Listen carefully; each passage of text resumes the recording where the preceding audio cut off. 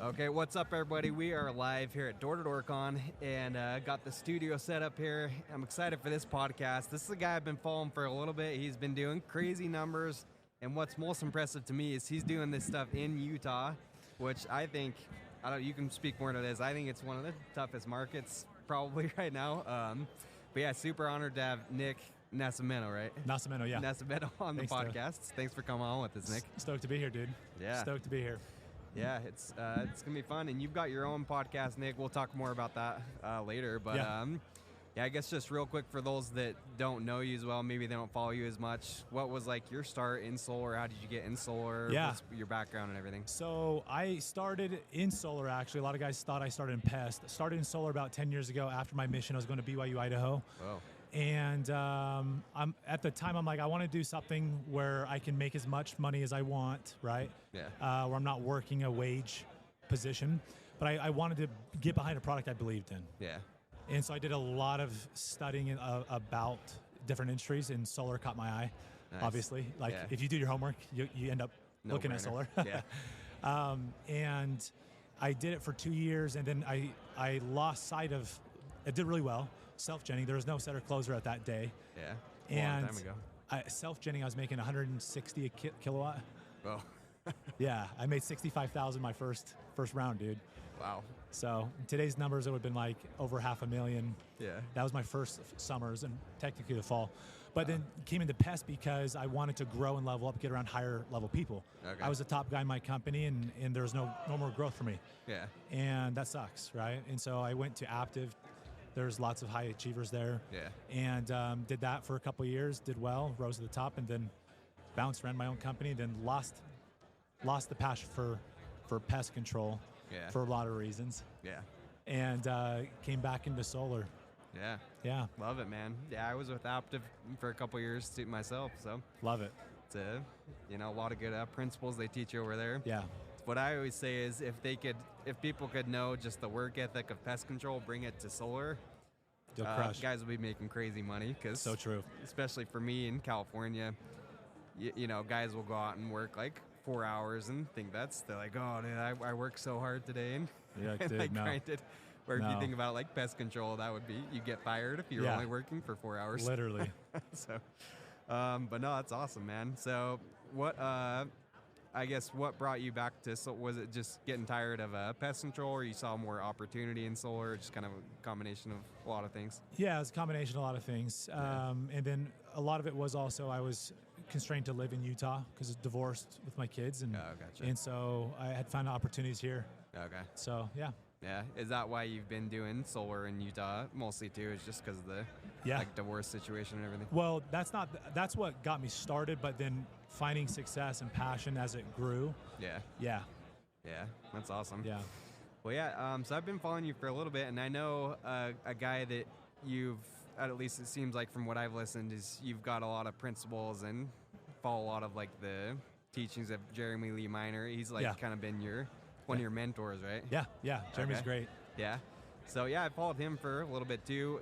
What's been like as you're starting or as you're like figuring out how to have more and more success in solar? What's been like, I don't know, maybe the biggest things that have helped you on like a higher level? Was it going through his programs or? No. So Jeremy's amazing, but it wasn't sales training. It was self-development and getting around actually business-minded people. Okay. And understanding high-level finance and real estate investing. Okay. Getting around guys that have 9-figure net worths. It really changed my perspective around money. Yeah. And like getting really close proximity to those guys. They understand the game of money and investing and finance and business different. Yeah. And if you understand that level of finance, you'll break through some major barriers in solar on what we're selling. Okay. And so you'd say that more than learning like sales skills. That helped you more. That was definitely, as far as sales skills, the one big thing that helped me was urgency. Yeah. And again, that was from getting proximity to some of the top guys in the industry as well. Yeah. So. Yeah, that's incredible. So before we get into kind of the nitty gritty here, what's I'm sure guys know that have followed you, but what are some of your current numbers? How much is your team doing? Yeah. like sales revenue? I know you had some pretty crazy months and years. Do you want to speak to that so guys know what we're looking at? We're on pace for 25 million right now as a company. We've got about 35, 40 people, but we're growing fast. All Utah based, super humble, super grateful. It's going well. Great energy, great guys. Our goal is to do about 25 million, and then we want to save people about 75 million on 30 utility savings. So we calculate that on a 6% rate increase over 30 years from what that's kind of our our passion, right? Want to donate 100,000 to charity this year, fight sex trafficking. That's cool. Pornography. Do the Operation Underground Railroad Not stuff? them. No, not them. Not them. Yeah. No, not a fan of Tim Ballard right now. Okay. All right. Yeah. Okay. Well, that's for another podcast. That's for another day. Yeah. Okay. No, that's awesome though. Love that you guys have the cause and the why behind it. Really cool. So have you always? I was going to ask you, have you always been in Utah doing solar, or have you done different markets? So I started in California. Okay. Started in California. So I know what it's like to sell and cut people's bills in a half or a third. Okay.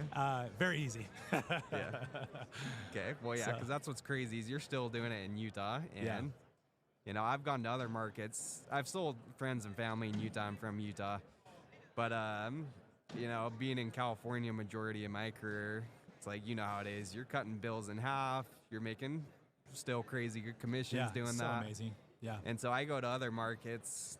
I've gone to, like, you know, Texas, Idaho, a few other states to do some blitzes. But every time I just see what the numbers come out as and see the commissions, and I'm like, man, why am I blitzing? Why don't I stay in California? Right? I know.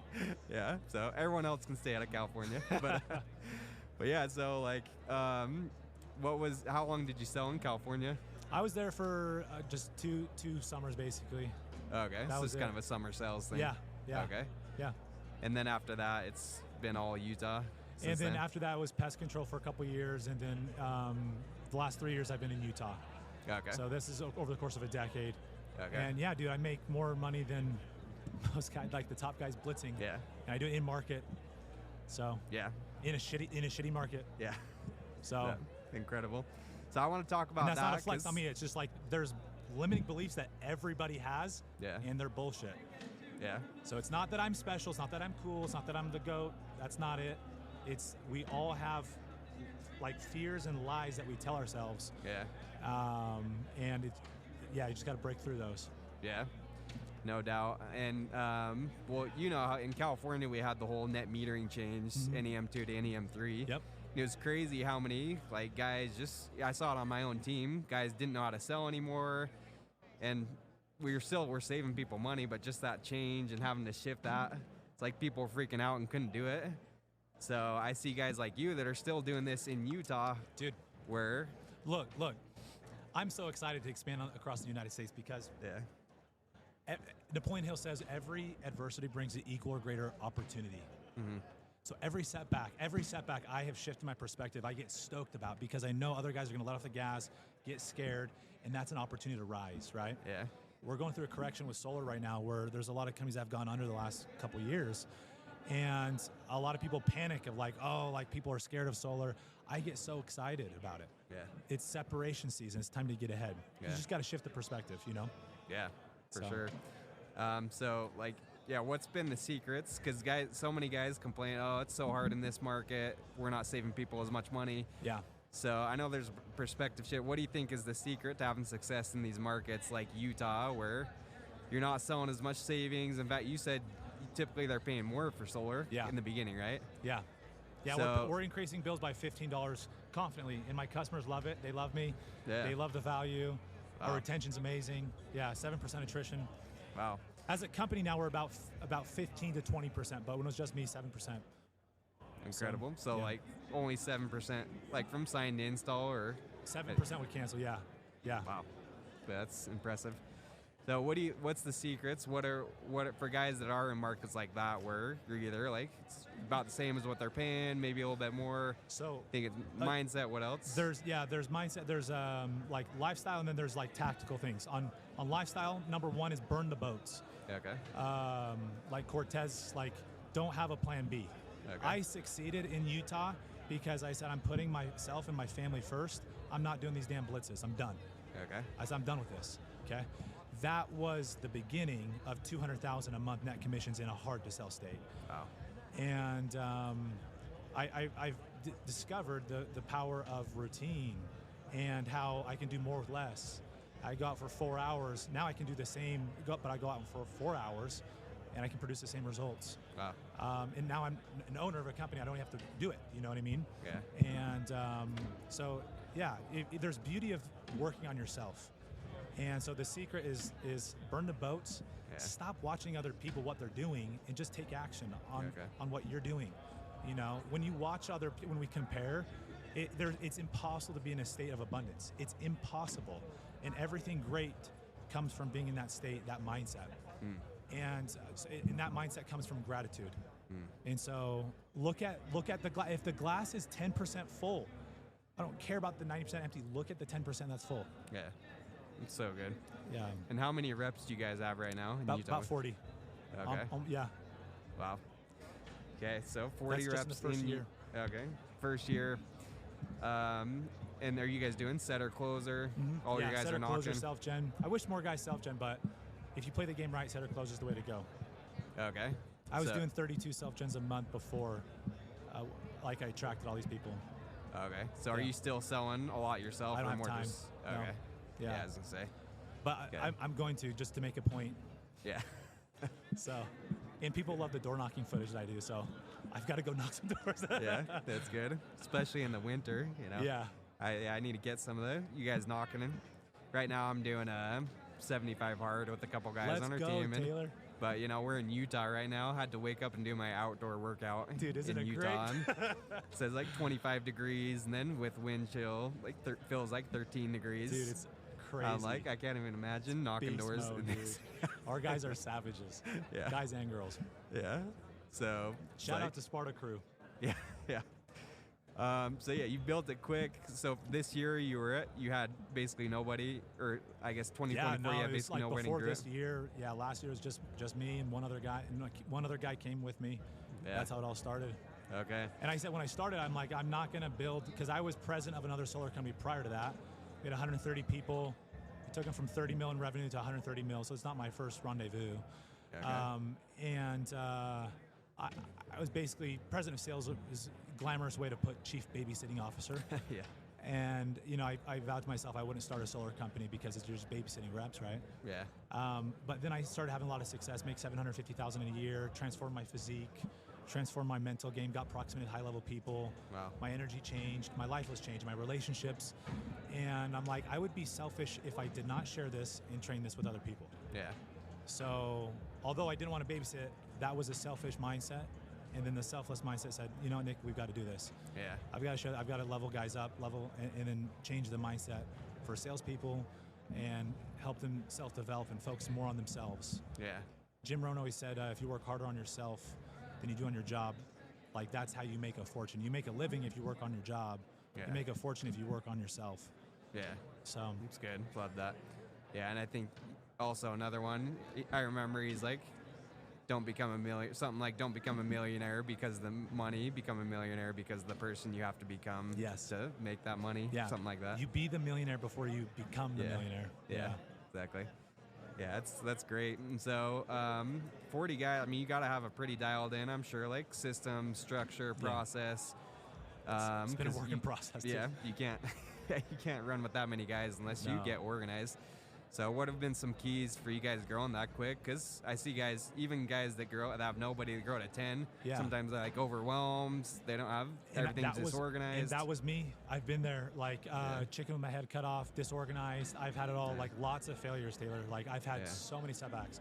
I lost $250,000 from leases being funded this year. Had a breakup, had a business breakup with two of my top guys. We lost our first 13 salespeople we onboarded this year. Okay. Tons of failures. Wow. That's just touching the surface. Yeah. Launched a coaching business that we stopped completely.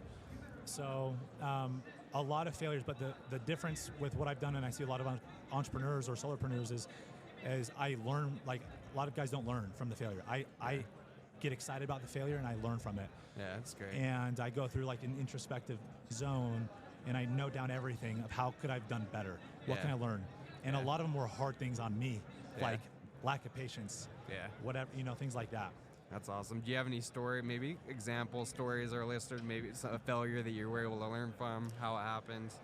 Dude, so... Any stories you'd be comfortable sharing? Yeah, so I've got lots. I'm trying to think of one good one. I think, I was working so hard, like, on my business and selling. I didn't make a lot of time for other things in my life. Like, I had fitness in my relationships, but I was still neglecting myself. This is a lesson I learned in 2024, like self-care. Yeah. And, like from playing basketball or meditating, journaling. And there was a lot of limiting beliefs that I was still working through and that I kind of ignored and suppressed. Okay. And so going through a lot of adversity this year, I've learned to turn inward. And sometimes the way we have to break through things is you have to go through it to break through. Yeah. Right? And a lot of times we just distract ourselves with work, with a relationship, with other things, TV, video games for guys, right? Yeah. And so I just removed all those, not relationships, but went all in on just connecting more with myself and other people and doing the harder work. So I worked less hours, but I realized I was selling more, recruiting faster as I got more in tune with myself. Yeah. So that's awesome. Yeah, and so you also have a podcast, and I was telling you before we started recording, Nick, that I'm with a bigger company now, but before that, I was with mostly dealers, and I was doing a lot more as far as like training guys, running the team. I still do that, but it's much easier now because the company I'm with already has a system in place. They have correlations where it's all kind of shared responsibility. They have boot camps for new guys, all those things in place, where before I was doing all that myself. It's a lot. So and that's kind of why I joined with bigger company, because having 3 kids and everything, it's just like, dude, this is exhausting. Yeah, we can't do it. Yeah. So you are doing it all, and you're having a ton of success. But what are maybe it's like some systems you set up? Because you're doing a podcast, you're doing so many things. How do you do this? How do you have the time? What are systems? So let me credit the people I learned from first, like how I got here, and I'm still just the beginnings of my career in life. Yeah. But I saw people that shattered my limiting beliefs, because I'm like, I can't be a good husband, father, and an entrepreneur, salesperson, and have a good health. Like, I have got to kind of pick 2 or 3 of two of those things, Yeah. And especially family and business, it was this cliche thing. I'm like, I couldn't be successful in both. Yeah. And it ate at me. And then I met somebody who was thriving in all those areas, and it shattered that limiting belief. And I got proximity to that guy. I'm like, I've got to, and I had to pay a lot of money to get proximity. He donated all to charity, and that's what changed it for me. So I just want to give credit to him. You are a product of your environment and who you surround yourself with, and so that's why I try to create that in our culture. But step 1 for guys who are selling is you have to level up to the next skill level, right? So if you're a setter, you got to go to self-gen and closing.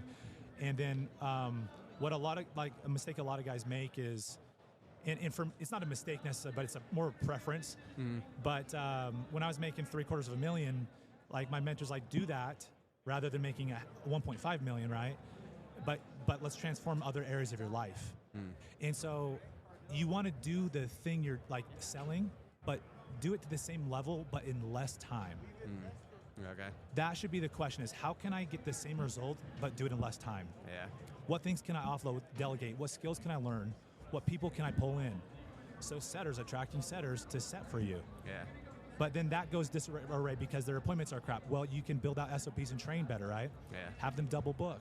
Yeah. So that's how I started. I started with a setter, and then instead of using that free time to go sell more, right? I did for a little bit, but then I dialed back. I started self-developing more, working on myself, reading, learning, building SOPs, stuff like going to seminars, getting in mastermind groups. Yeah. Yeah. That's great. Yeah, investing in yourself. We're at Door to Door Con, and that's what it's about. That's why I like doing podcasts, is because I get to be around guys like that, like yourself and so many other people. Yeah. It's a secret for sure. And yeah, we saw you were in the solar, like the sales panel yesterday here at Door to Door Con. Yeah. And I think you talked a little bit about that yesterday, just like you said, delegating things maybe you're not good at or that aren't worth your time. Yes. I think you gave some examples yesterday. So what are some of the first things you started delegating, or when you're like up-leveling yourself? Yeah. What are some things that guys can start to delegate? Great question. So it starts with understanding your earnings per hour. okay, and I learned this from an almost billionaire, okay, you got to think of your time in, like, you're trading your time for money. Yeah. And that's okay.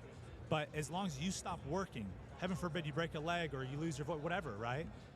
You're out of money. Like, it's done. You have your investments. If you do, that's it. And so you've got to start thinking that way and understand, like, okay, you traded how many hours over a week, and how many sales did you get? And then after they get installed, what's that payout? Yeah. And if you do the math there, right, most guys are making over $100 per hour. Yeah. That's crazy. Yeah. And some of us, I was Doctor making money. $12.50. Yeah. And that changed my perception. I'm like, dude, I'm not, like, you knock doors, Nick? I get paid $12.50 an hour, bro. Damn right, I knock doors. Like, you have to rip my hands off those things. Different perspective, right? Yeah. I get to versus I have to. And so doing that and understanding that principle, you start thinking differently about everything. Yeah. And you start using your calendar and blocking off, seeing where your time's going. Okay, so it's being proactive on it instead of just being reactive, you know? Yeah. Being intentional with the time and set your targets within those time frames. So that's step one is understand your earnings per hour. And with that, like, if you're making over $100 per hour, think of it like, how many things can you hire out that you do that are 20, 25 an hour? Most, like, look, so much, dude. Yeah. Like, this is step one. If anybody's making over $100,000 a year, this is the secret to making $500,000. It's not selling, like, working harder. You can work this. I'm literally a, like, proof of this. Yeah. You can work the same amount and make 5 times the income, 10 times. Yeah. And you need people. And there's things like I don't go grocery shopping. Yeah. I hire that out, right? Like, I DoorDash a ton of stuff. Walmart meal delivery. prep. Yeah. I have people do my meals. Like, I don't do my I rarely do my laundry. Yeah. Right? Things like that. Yeah. That helps a ton. And yeah. I've talked about that too, but one of the biggest things for me was just the laundry part, because, like, with 3 kids, you got kids too. Yeah. I was spending every weekend, almost all day, just catching up on laundry. Yeah. I'm like, why am I doing you this? could have invested that, not even selling, but you could have invested that with your kids. I know. You know what I mean? Yeah, exactly. That's the way we have to think about it. And if salespeople can train their brain to think like an entrepreneur, we dominate. Yeah. You sell like crazy.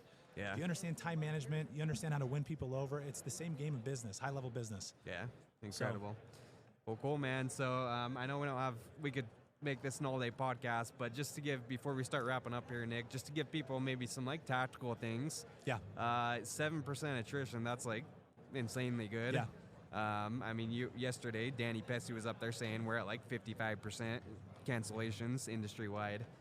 So you mentioned a few things yesterday, but what are some, like, maybe specific things that you do to, like, reduce these cancellations? I look for the ugly. Like, first of all, I'm always learning from the failures. Okay. I've gotten to 7% because at one point I was higher, like 40%, right? Yeah. And I've gotten better because I've learned. So there's a principle that everybody needs to apply is, like, no matter what I tell you, you still have to learn for yourself, go through it, take note of what doesn't work and what does work. Okay. But one of the quick tips is don't omit cons. Like, hit the ugly stuff fast. Okay. And if you want to know, this is also the secret to how I sell very high in Utah, right? Yeah.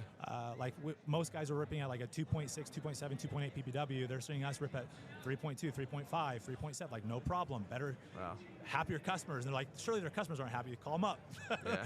They love it. Nice. So being transparent upfront, like in the first 5 minutes, this is a loan. This is 25 years. Yeah. This will increase your bill by $15 to $20 a month. I might not be able to qualify you. If we have to upgrade the electric panel, it'll be more per month, right? Yeah. A lot of things. This does hit your credit. Yeah. Like, I can hit all that stuff very fast, and it actually it builds trust. Yeah. And people listen, right?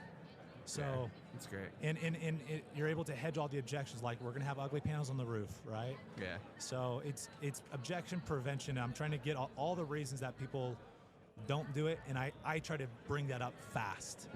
That's great. So the rest of my sale is seamless, right? Yeah.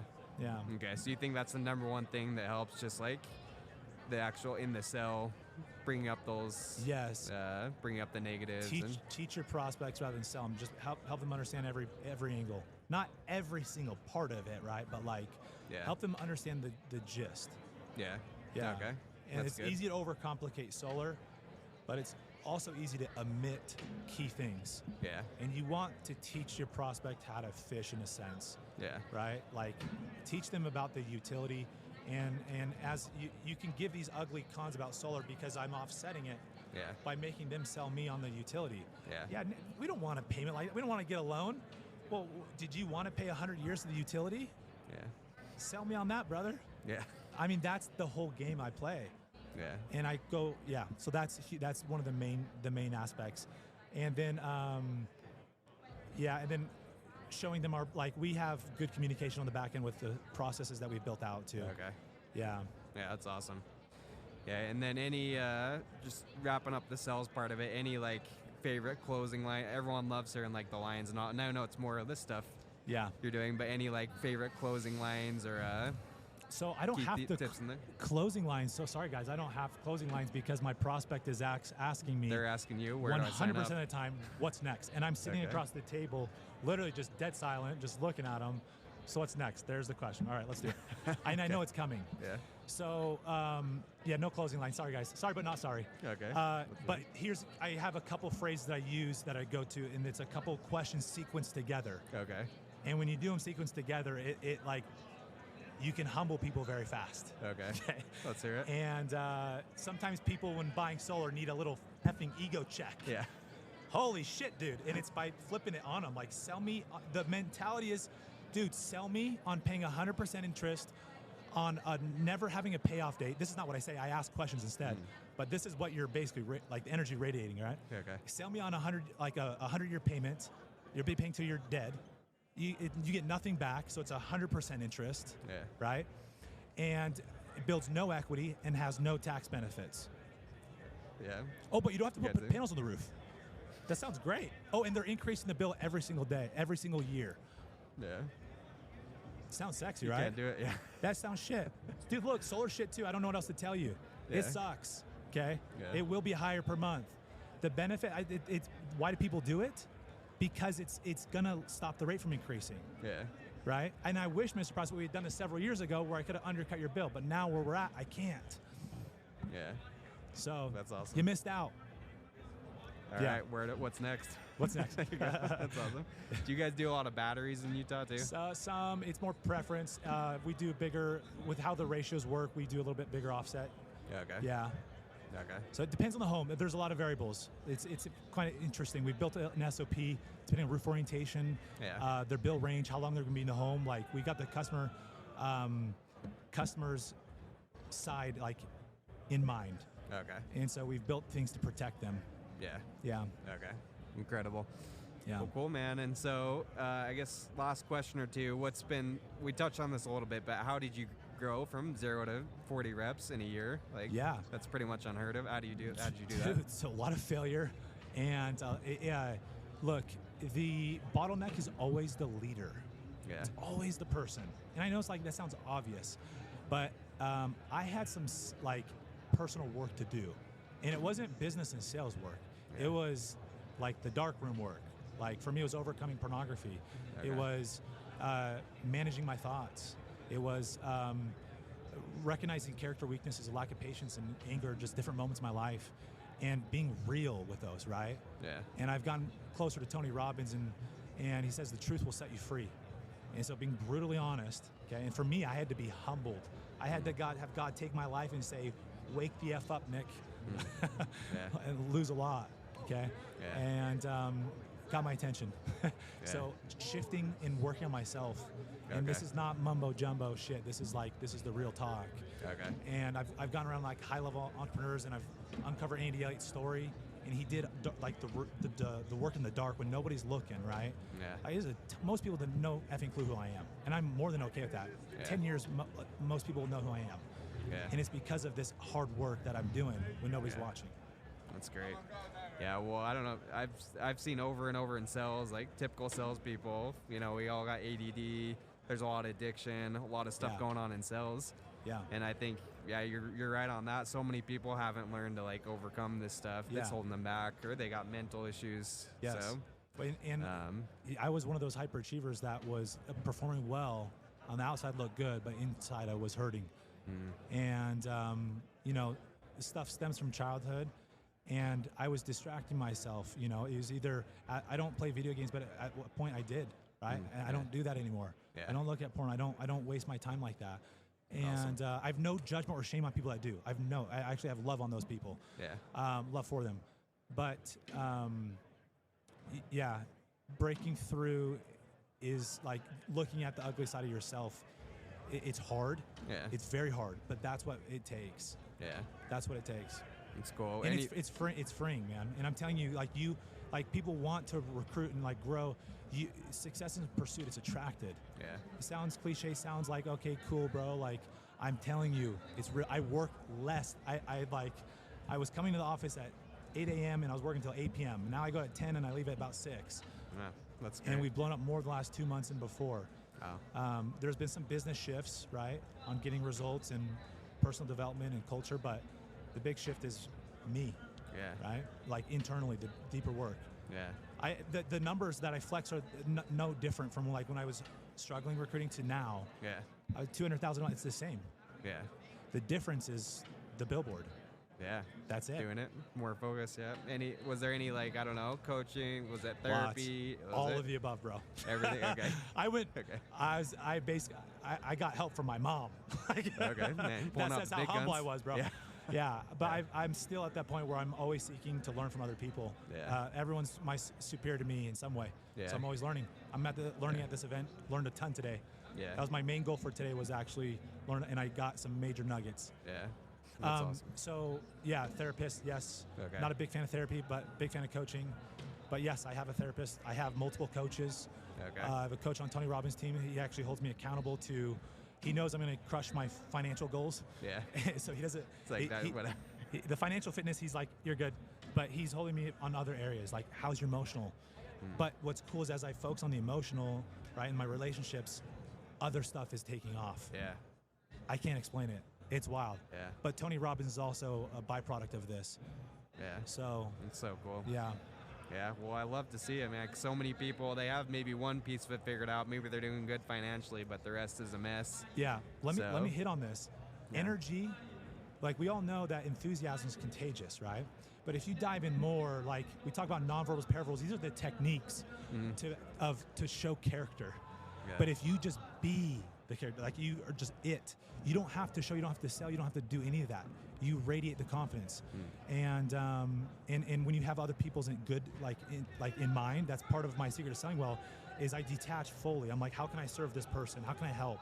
Yeah. And you got to have the integrity to walk away. But that energy is very attractive to people.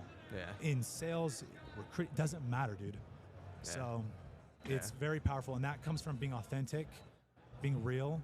I've learned the power of vulnerability this last year, Taylor. Nice. And not running from my shit. You hear me talk about pornography, like, yeah, I had a problem with it. I don't no problem talking about that. Yeah, it's great that you talk about it. It's a lot freeing. of guys wouldn't. Yeah. It's freeing when you can talk about it, and when you can talk about other men, and it's empowering, and it actually brings them together, and it'll help you attract more success. It's wild.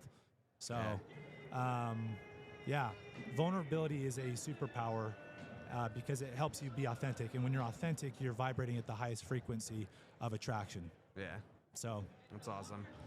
Well, dude, it's been fun having you on, and I didn't want to end without just also pointing people to your podcast. I've been listening for, I don't know, I would say the past year. I've jumped on, checked out your episodes. You got some quality content. Thanks, Taylor. What's the goal with your podcast? You trying to bring more people over? Just kind of side project thing, or what's the goal behind your podcast? No, it's a passion project. It's I'm selfishly doing it because I love learning, like you know. Yeah. I love learning. I love sharing the secrets. Cool.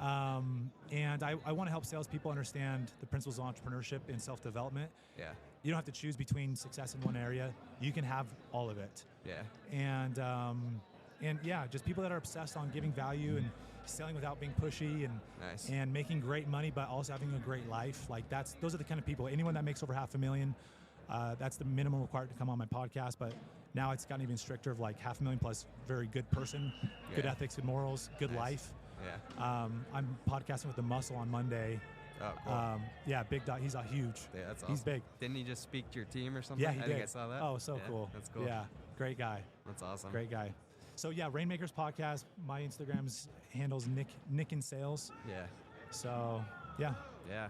Love it. So, guys, go shoot Nick a follow if you're not already. Go check out his podcast. It's absolute money. And then last question for guy, maybe someone that's struggling or they just can't break through. Maybe their personal sales, they're at 95 grand, they can't break the 6-figure mark, or maybe they're at 295, they want to take to the next level.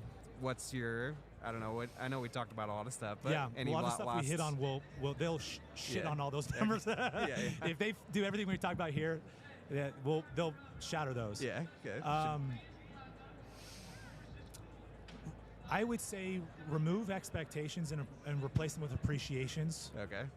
When you're focusing on what you have versus what you don't have, like you could be so ecstatic about like 95,000. Yeah. Like that guy who's ecstatic will end up making 200,000. Yeah. So shift in a state of gratitude. Okay.